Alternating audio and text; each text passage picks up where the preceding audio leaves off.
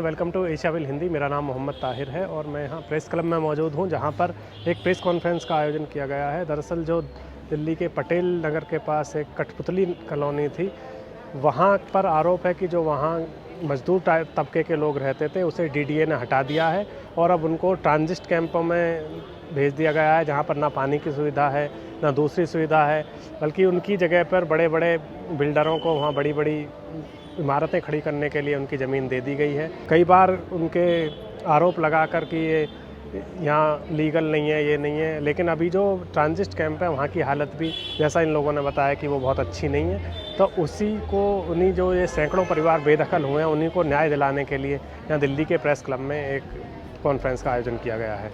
एक मिनी भारत की तरह है, वहाँ पर हर समाज के लोग रहते हैं, हर प्रांत के लोग रहते हैं। और सबसे बड़ी बात, जो देश के धरोहर कलाकार, वो कलाकार कॉलोनी भी कहलाती है। 70 साल पहले वो जब आज़ादी मिली थी, उसके बाद नेहरू जी ने ये जगह कलाकारों को दी थी कि आप लोग यहाँ रहो, और सरकारी ज़मीन थी, और यहाँ रहो और अपने काम को बढ़ावा कर दो। देश की हमारी संस्कृति का आप लोग वो करते हो, उसको देश विदेश में आप पहुँचाओ।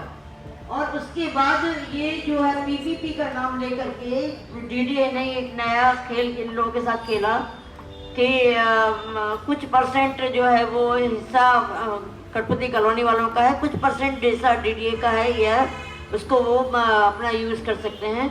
और ये इतना कह करके उन्होंने पूरी कॉलोनी का सर्वनाश कर दिया।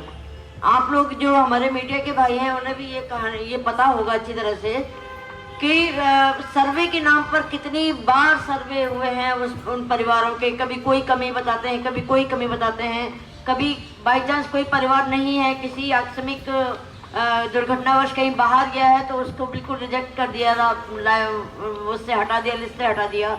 हम लोग वहाँ बैठ करके, बहुत सारे संगठन, बहुत सारी संस्थाएं, ह्यूमन राइट्स वगैरह के लोग बैठ करके वहाँ पर लोगों से फॉर्म भरवाते थे कि डीडीए में जमा करेंगे, क्योंकि डीडीए बोल रहे थे कि आप लोग अपने डॉक्यूमेंट्स दो तो हम ले देंगे आपको घर देंगे।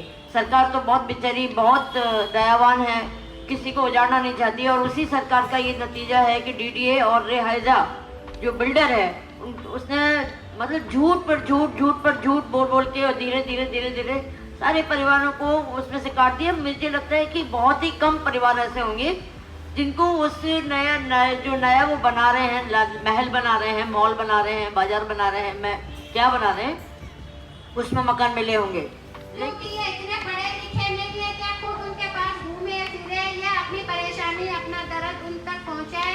इसीलिए इन लोगों ने मीडिया का सहारा लिया। यहाँ पे आज इसीलिए प्रेस कॉन्फ्रेंस बिठाई गई ताकि प्रेस वाले आए और इनकी जो भी दुख और परेशानी है वो सुने और आगे जाके सरकार तक पहुंचाए। हम लोग भारतीय महिला फेडरेशन से जुड़े हुए हैं और पिछले कम से कम 7-8 साल से हम लोग ये जो कठपुतली कॉलोनी पटेल नगर में है, उसकी लड़ाई के साथ जुड़े हैं। कठपुतली कॉलोनी की लड़ाई तो बहुत समय से चल रही है। ये लड़ाई ये है कि डीडीए ने पीपीपी के थ्रू से इनका कॉलोनी को वहाँ से हटाने और उस जगह पर रहेजा बिल्डर को वो जगह देने का फैसला किया। लेकिन ये जो कॉलोनी है, ये 70 साल से बसी हुई है। यहाँ कब से लोग वोट भी दे रहे हैं और कई बार सर्वे हुए हैं, उनके पास नंबर हैं, सारे एमसीडी के और एनडीएमसी के दिए हुए नंबर हैं, मकानों के नंबर्स हैं, सारे पेपर्स हैं। तो उनका ये कहना था कि हम लोग इसको खाली क्यों करेंगे जब हम लोग इतने समय से रह रहे हैं। तो लेकिन डीडीए ने चाल पर चाल करके कई तरह के इश्यूज़ बनाए। कभी सर्वे के नाम पर कहा कि आप लोगों का ये घर नहीं है, ये आप अलग नहीं रहते हो, आप किसी और के साथ रहते हो, और भी ऐसे बहुत सारे बहाने बना करके जो वहाँ के निवासी थे उनके मकानों को रिजेक्ट किया, उनको देना, और केवल 1200 परिवारों को उस समय मकान देना मंजूर किया था। और बाकी जबकि वहाँ पर काफ़ी कितनी फैमिलीज रहते थे वहाँ पर उस समय? मैम उस टाइम पे पूरे जो ऑफिस है 5000 के करीब हाँ थे। हाँ, तो वो हम लोगों ने और डीडीए ने और सिविल सोसाइटी की बहुत सारी संस्थाओं ने मिलकर के इस बात को उठाया।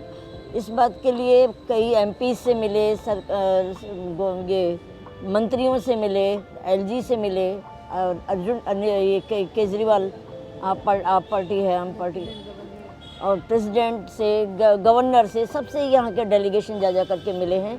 और ये बात रखी है कि ये इस जगह से इनको ना हटाया जाए। उसमें बहुत से तरह के लोग हैं, उसमें भिखारी भी रहते थे, उसमें कलाकार लोग भी रहते थे, परिवार के परिवार, और उनकी कई पीढ़ियाँ, 2-2, 3-3 पीढ़ियाँ तब से रहती आ रही हैं, 70 सालों से।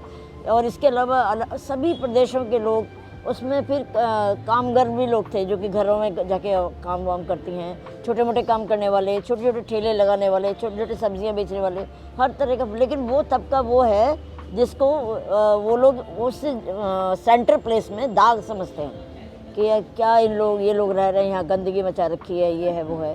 इतने ऐसी हरकतें की हैं डीडी ने कि इधर उधर का कूड़ा ला करके वहाँ पर डलवाया और बोला कि यार ये लोग तो बहुत गंदे हैं, इनको तो यहाँ से हटाना चाहिए। तो ये तमाम करके उन्होंने बार इनके रिजेक्ट करते रहे फॉर्म्स को। तो हम लोग खुद बैठ करके फॉर्म्स भरते थे, लोगों को भेजते थे, डीडी ऑफिस में वहाँ बराबर में ही था, और जमा करवाते थे फॉर्म। लेकिन इन्होंने बात सुना नहीं। प्रेजेंट में ये है कि उन्होंने कुछ ही परिवारों को मकान दिए हैं, लेकिन जो बड़ा हिस्सा है वहाँ रहने वालों का, उसको बिल्कुल ट्रांजिट कैंप में 2-3 जगह दूर नरेला और ये अनंत पर्वत में ट्रांजिट कैंप बना करके वहाँ रखा है। और वो बहुत ही गंदी जगह है, वहाँ ना पीने का पानी है, ना बिजली है। और अब ये जो लिप्रेसी वाले जो लोग हैं, कम्युनिटी के लोग, इनको कह रहे हैं कि आप यहाँ से खाली करो, वरना बिजली काट देंगे, पानी नहीं देंगे, और आपका नाम तब रहेगा जब आप 25,000 रुपये 2 महीने के अंदर जमा करोगे। जो लोग खुद भीख मांग करके गुजारा करते हैं, वो 25,000 रुपये कहाँ से लाएंगे?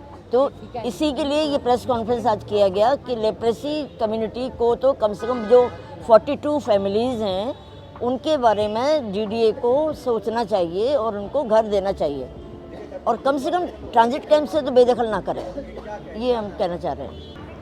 सबसे बड़ी बात है, यहाँ काफ़ी कलाकार लोग थे जिनको पद्मश्री वगैरह अवार्ड, राष्ट्रपति का पुरस्कार भी मिला हुआ है। और अभी जो है लेप्रेसी पीड़ित जो हैं, उनके 10 परिवारों को रिजेक्ट कर दिया गया है। उनको 42 में से 10 को रिजेक्ट कर दिया, और उनका आधार ये दे रहे हैं कि उनका किसी का वोटर कार्ड नहीं है, राशन कार्ड नहीं है। तो 2007 तक ये लोग वोट भी डालते रहे, लेकिन अभी इनका क्यों लेप्रेसी की वजह से किसी का हाथ जा चुका है, तो इनके वो चिन्ह नहीं आते, इसलिए वोट नहीं दे रहे हैं। तो इस आधार पर कि इनका आधार कार्ड नहीं बन रहा है, क्योंकि आँखों में प्रॉब्लम रहती है लेप्रेसी की वजह से, तो इन बेसिस पे इनको 10 फैमिलीज़ को बिल्कुल रिजेक्ट कर दिया है। तो वो अभी कहाँ जाएंगे, उनकी वो बहुत बड़ी समस्या है। तो आप लोगों के माध्यम से हम ये बात पहुँचाना चाह रहे थे आप।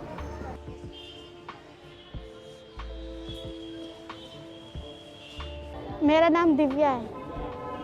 मैं कठपुतली कॉलोनी में रहती थी पहले, अब वहाँ से ट्रांजिट कैंप में शिफ्ट कर दिया है कि वहाँ पे नया घर बना के देंगे बोल के। और अभी कह रहे हैं कि अभी तुम्हारा सर्वे डॉक्यूमेंट्स पूरे कंप्लीट नहीं है, इसलिए अब तुम्हें हम घर नहीं देंगे, कैंसिल कर रहे हैं। पहले सर्वे किए थे, उसमें हमारा जब पहले शादी से पहले हम रहते थे, शादी के बाद हमारा अलग घर बना, उनके उसमें हमारा अलग से राशन कार्ड नहीं है बोल के उसके थ्रू हमारे को घर कैंसिल कर रहे हैं राशन कार्ड के लिए। अभी सब घूम रहे और क्या करेंगे, सबको ढूंढ रहे, इधर उधर मार रहे।